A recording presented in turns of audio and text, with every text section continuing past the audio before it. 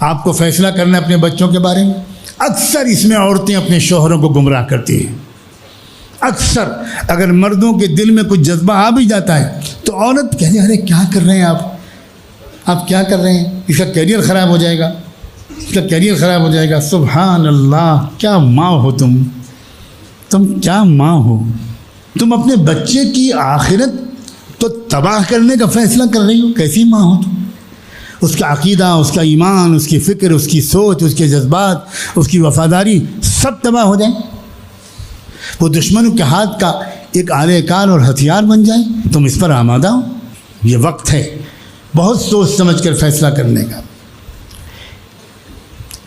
ایک نو مسلم تھا, ایک شخص تھا جو یہودیوں میں پیدا ہوا اور پھر وہ اسلام لایا. لیوپولڈوس اس کا نام تھا پہلا. بعد میں اس کا نام اسلام لانے کے بعد محمد اسد رکھا گیا. بہت بڑا رائٹر, مصنف, مفکر تھا. اس نے اپنے اسلام لانے کے بعد بھی بہت ہی عجیب و غریب کتابیں لکھی ہیں. اس کی ایک کتاب کا نام ہے روڈ ٹو مکہ. اپنے اسلام لانے کی پوری داستان لکھی ہے. اس نے یہاں تک لکھا ہے کیونکہ اس نے بڑا دورہ کیا اسلامی ممالک کا, اور اس نے اسلامی ممالک کو ایک کشمکش کے درمیان دیکھا کہ ایک طرف صورتحال یہ تھی کہ ایک modern western system of education ایک حملہ آور تھا, اور لگتا یہ تھا کہ ملکوں کی ترقی اس ایجوکیشنل سسٹم کے بغیر نہیں ہو پائے گی. اور دوسری طرف یہ بھی سامنے تھا بالکل کہ جو 2-3 نسلیں ان ایجوکیشنل کالجز اس سسٹم سے پڑھ کر نکلیں وہ اسلام کی دشمن بن گئیں. وہ فلم ایکٹر بنے, ایکٹریس بنے, شاعر بنے, موسیقار بنے, ادیب بنے, جرنلسٹ بنے, پولیٹیکل لیڈر بنے, سوشل ایکٹیوسٹ بنے, اکنامسٹ بنے, لیکن سب اسلام کے خلاف. اور ایک طرف جو اسلام کے وفادار لوگ تھے, شریعت و دین کے پابند تھے, ان میں غربت بھی تھی, ان میں ماڈرن ایجوکیشن کے لحاظ سے تھوڑی پسماندگی بھی تھی. تو یہ جو مغربی نو مسلم, اس سے لوگ پوچھتے تھے, اس کو لوگ آئیڈیل سمجھتے تھے کہ واٹ شوڈ وی ڈو, ہمیں کیا کرنا چاہیے, ہمیں کون سا ایجوکیشنل سسٹم اڈاپٹ کرنا چاہیے, ہمیں اپنے بچوں کو کہاں پڑھوانا چاہیے.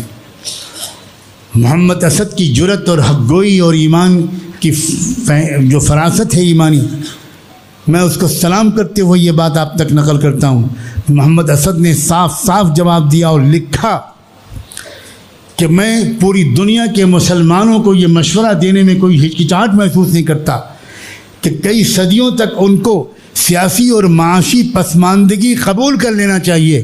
اس بے دینی اور اس عریانیت اور اس مغرب زدگی کے مقابلے میں جو اس مغربی تعلیم کے ذریعے آنا لازمی ہے. پسماندہ رہ جائیں ہم, یہ ہم کو منظور کر لینا چاہیے, لیکن ہم کو دین کو, اس اسلام کو جو بڑی مشکل سے مجھ کو ملا ہے, جو واقعی دنیا کا بہترین تہذیب ہے, اس کو چھوڑنے کی غلطی نہیں کرنی چاہیے. یہ ایک نو مسلم سبق سکھا رہا ہے. اور ہمارے اچھے خاصے دیندار لوگ, نماز پڑھنے والے, داڑھی کرتا پاجامہ والے, وہ اپنے بچوں کو ڈھکیل لیں. میں بہت اچھی طرح جانتا ہوں اس کی ضرورت کو. مشرق و مغرب کے پیمانے گھوم کر آیا ہوں, مغرب کی یونیورسٹیوں میں لیکچرز دے کر آیا ہوں.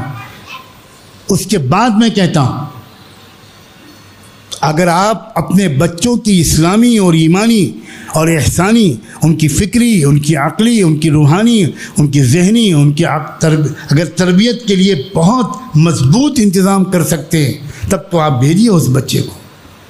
ورنہ یاد رکھیے آپ نمرود کی آگ میں ڈھکیل رہے ہیں اس کو جو ابراہیم نہیں ہے.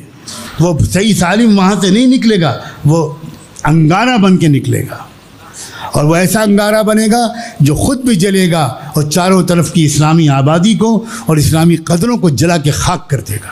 اسی لیے سخت ضرورت ہے ایسے تعلیمی نظام کی جہاں یہ دونوں تعلیمیں یکجاں ہوں. سخت ضرورت. میں کیسے سمجھاؤں کہ یہ وقت کا کتنا اہم کام ہے, کیونکہ بلا شبہ ہم کو جو پولیٹیکل لیڈرز تیار کرنے ہیں، جرنلسٹ تیار کرنے ہیں، پروفیشنلز تیار کرنے ہیں، ڈاکٹر اور علماء اور وکلاء اور ججز تیار کرنے ہیں، وہ تیار کرنے ہیں جو حدیث و قرآن کے ماہر ہوں، اسلام کے علم بردار ہوں.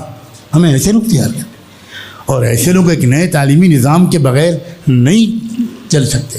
تو جہاں یہ امکانات ہو وہاں اس کو ترجیح دیجیے، جہاں یہ امکان نہ ہو وہاں کم سے کم اپنے بچوں کے داخلے کے موقع پر آپس میں جب مشورہ کیجیے تو کیریئر کے ساتھ ساتھ آخرت کو سامنے رکھیے. اگر آپ ایمان رکھتے ہیں آخرت پر، اگر یقین ہی نہیں ہے کہ مرنے کے بعد نہ جنت ہے نہ جہنم، یہ سب بکواس ہے اور جھوٹ ہے، تو پھر جو چاہے کیجیے. پھر آپ کو کون مشورہ دینے کا مجھے حق ہے؟ افسوس یہ ہے کہ بچوں کے داخلے سے پہلے مشوروں میں آخرت کہیں نہیں آتی، کوئی پوچھتا ہی نہیں. کبھی نہیں تذکرہ آتا کہ میں کس اسکول میں اپنے بچے کو بھیجوں کہ میرے بچے کی آخرت بچ جائے.